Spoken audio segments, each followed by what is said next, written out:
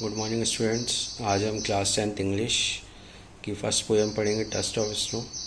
Books हमारी change हो चुकी हैं। इंग्लिश की जो टेक्स्ट बुक है वो है फर्स्ट फ्लाइट, ठीक है ना। फर्स्ट फ्लाइट टेक्स्ट बुक है और देखिए एनसीईआरटी की बुक्स चल रही हैं, तो इनमें एक चीज़ है कि हर चैप्टर में एक स्टोरी होती है और उसी चैप्टर के अंदर एक या दो पोएम्स होती है ना। तो फर्स्ट चैप्टर जो है ना, लेसन टू गॉड, उसी के अंदर एक पोएम है जिसका नाम है डस्ट ऑफ स्नो। पोएम है, पोएम मतलब कविता, कविता है तो इसके कवि होंगे। कौन है कवि? Robert frost.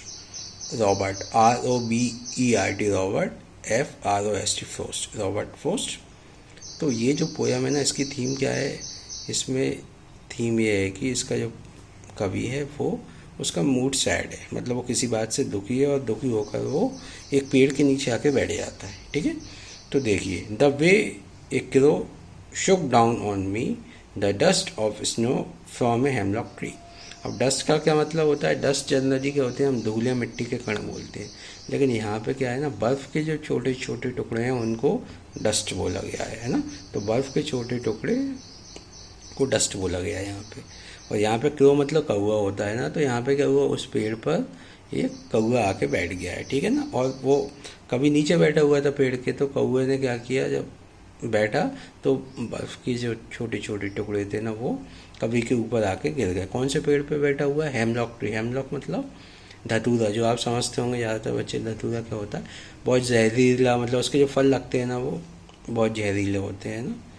तो बस यही है first stanza. The way a crow shook down on me the dust of snow from a hemlock tree, ठीक है। Second, has given my heart a change of mood and saved some part of a day I had ruined, ठीक है ना। अब इन सब से क्या हुआ, इन सब से उसका मन बदल गया। देखिए कभी कभी क्या होता है, हम किसी बात से दुखी होते हैं ना, तो हम जिस बात से दुखी होते हैं ना उसके चक्कर में पूरा दिन वेस्ट कर देते हैं कि आज मन ही नहीं है कुछ काम करने का, आज पढ़ने का ही मन नहीं है।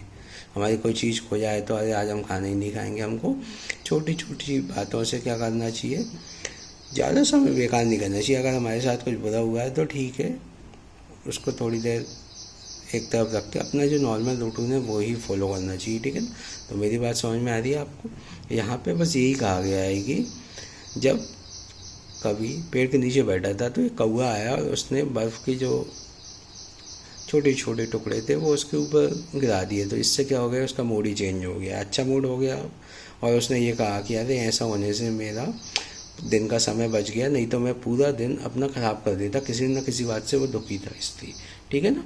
तो उसी तरीके से हमारी लाइफ में हमको एक बात का ध्यान रखना चाहिए कि कहीं ना कहीं कोई भी अगर प्रॉब्लम है तो उस प्रॉब्लम को अपनी जगह रख के हमको अपने नॉर्मल रूटीन फॉलो करना चाहिए, ठीक है। मम्मी पापा अगर आपको डांट देते हैं तो थोड़ी देर के लिए बुरा मानो और फिर अपनी पढ़ाई में लग जाओ, ठीक है ना। पढ़ाई के लिए ही डांटते होंगे ज़्यादातर, ठीक है ना। तो ये तो पोएम है, first poem dust of snow. Poem के राइटर हैं रॉबर्ट फ्रोस्ट। और देखिए अब इसमें सिर्फ 2 क्वेश्चन आंसर्स हैं जिसकी मैं PDF आपको भेज दूंगा। फर्स्ट क्वेश्चन क्या है, देखिए बहुत अच्छा है कि इस पोएम का सेंट्रल आइडिया क्या है। सेंट्रल आइडिया समझते हैं ना आप? सेंट्रल आइडिया मतलब इस पोएम को पढ़ने के बाद आपको क्या समझ में आ रहा है, वही उसका सेंट्रल आइडिया होता है, तो है ना। या सेंट्रल आइडिया बोल सकते हैं, या फिर ये बोल सकते हैं कि इस पोएम से कवि ने हमको क्या मैसेज दिया है। तो देखिए, in the poem dust of snow the poet wants to convey that sometimes certain moments or actions which are simple have a large significance, ठीक है। इसके अलावा कभी ने ये कहा है कि देखिए कभी कभी छोटी छोटी सी बातों से हमारा मूड चेंज हो जाता है, इसलिए हमको छोटी छोटी बातें जहाँ पे खुशी मिले उनको अपने जीवन में ढालना चाहिए। अगर कुछ बुरा हुआ है तो उसको एक तरफ रख के हमको अपना नॉर्मल रूटीन जीना चाहिए ना। दे कैन चेंज मूड और a life of a person. The way a crow shakes down dust of snow on the poet inspires, gives him the idea to shake off his depressive thoughts, become cheerful and do something useful. और जिस तरीके से एक कौवे ने बर्फ़ के टुकड़ों को उसके ऊपर फेंका, उसी तरीके से उसका मूड चेंज हुआ है। देखिए एक चीज़ है, देखो कौवा जो होता है ना उसको शुभ नहीं माना जाता है, काले कलर का होता है, उसकी आवाज़ हमको बिल्कुल अच्छी नहीं लगती। उसी तरीके से जो हेमलॉक का पेड़ है ना, धतूरे का पेड़, वो भी अच्छा नहीं माना जाता है, जहरीला होता है। और जहरीली चीज़ अगर कोई खा ले तो उसको बीमार पड़ सकता है ना, और ज़्यादा हो तो फिर भगवान के पास भी चला जाता है वो। तो उसी तरीके से यहाँ पे बस ये है कि उम्मीद की किरण दिखिए। सेकंड क्या है, अब what side of the nature do crow and hemlock represent.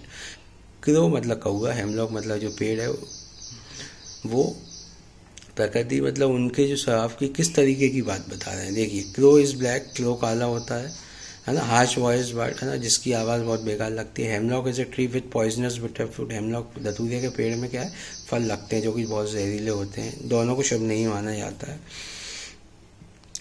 They represent dark, depressive and sorrowful and better side of nature. वो दोनों क्या करते हैं, डार्क मतलब अंधेरा होता है उसको डार्क बोलते हैं सब। डिप्रेसिव मतलब दुखी, सौरव भी दुखीपन को रिप्रेजेंट करता है। बिटर साइड मतलब प्रकृति के दूसरी तरफ, मतलब प्रकृति खुशहाल भी होती है और उसका तबाही भी लाती है। तो दूसरी तरफ मतलब यहाँ पे तबाही रिप्रेजेंट कर रहा है, ठीक है ना। तो देखिए, अब ये मैंने पोएम पढ़ दी है और देखिए पोएम पढ़ने के बाद मैं भेज देता हूँ।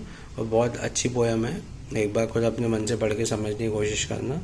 और कहीं ना कहीं कोई डाउट हो तो प्लीज़ मेरे नंबर पे पूछें। मेरी राइटिंग में कोई प्रॉब्लम आ रही है तो पूछ सकते हो आप, फ़ोन करके या मैसेज करके। नोट्स में कोई प्रॉब्लम है, वीडियोज़ में कोई प्रॉब्लम आ रही है, कुछ समझ में नहीं आ रहा है, मैथ्स और इंग्लिश दोनों में पूछें।